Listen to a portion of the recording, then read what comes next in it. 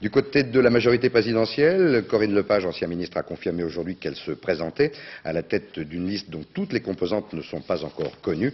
Il y aura donc deux listes à droite, avec celle d'Union UDF-RPR du président René Garrec. Christophe Poulain et Charles Bézard.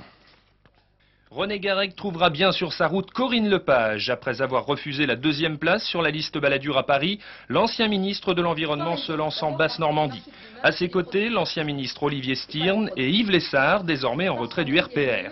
Une liste d'ouverture dans les tons majorité présidentielle qui ne sera bouclée qu'en fin de semaine, mais qui d'ores et déjà annonce la couleur. Je crois que cette région a besoin de se régénérer, de changer un peu ses têtes, disons-le très clairement, de voir arriver des socioprofessionnels, des femmes, des jeunes, et il y aura des jeunes sur ma liste, et c'est avec beaucoup de joie que j'ai noté déjà le soutien d'un certain nombre de jeunes à ce que nous faisons.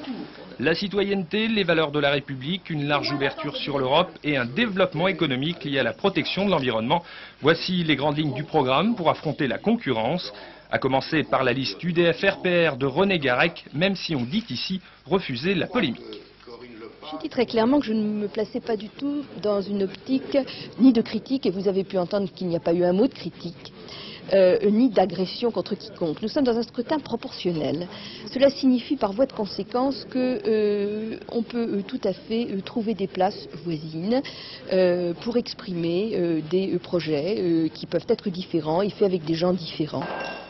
Cette liste a subi de sévères critiques à droite, tant à l'UDF qu'au RPR. René Garrec, qui avait déjà du mal à constituer une liste d'union, devra faire avec cette nouvelle donne.